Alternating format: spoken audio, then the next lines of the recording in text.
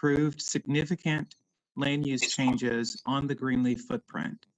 The council approved these and other FUM changes despite the district's failure to conduct progress reports every 4 years and failure to provide an adequate environmental assessment related to comp plan amendments. Second, the plans for Greenleaf have significantly deviated from the request for qualifications and proposals. The RFQ and RFP, along with the DC Comprehensive Plan, emphasized build first for Greenleaf. There is still no build first site. There are numerous well-documented and first-hand accounts that there were irregularities in the scoring of the final proposals for Greenleaf. Southwest Voice published an article from a former DCHA staff member. Third, the RFQ did not have any plans for preservation of Greenleaf Senior. Now there is some speculation of historic preservation. All of Greenleaf dates to the same construction period, so historic preservation is warranted.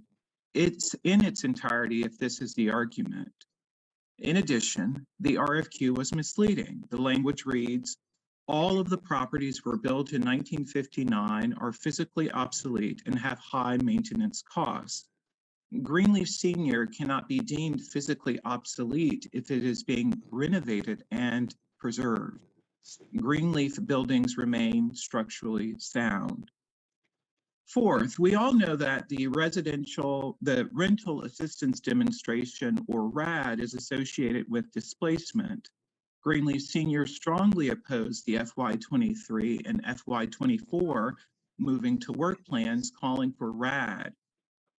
They put in writing to the DCHA and to the Citywide Resident Advisory Board.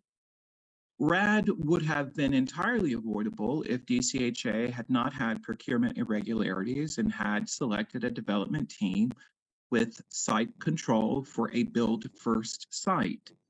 The final development team did not have site control, unlike other proposals that were not selected. DCHA recently approved RAD for Greenleaf Senior. Councilmember White, you noted on a recent call with the DC Citizens Federation that DCHA acts without a long-term strategy. DCHA cannot continue to proceed in this fashion. Fifth, there are unabated rat infestation and mold issues at Greenleaf, which several residents shared and provided photographic evidence. Intense gentrification in Southwest is adding to the rat issue at Greenleaf and other residential buildings such as Capitol Park Plaza and Twins. Finally, DCHA has yet to come into compliance with the provisions of the Moving to Work Agreement on the substantially the same requirement, meaning that it serves less than 70% of those residents than it had when it entered the NTW program in the 1990s.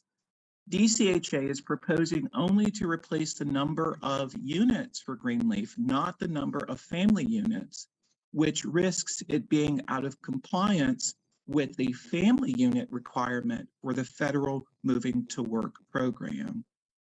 The last plans that I saw for Greenleaf called for 80% market housing. This is not consistent with the comprehensive plan and the Southwest Small Area Plan.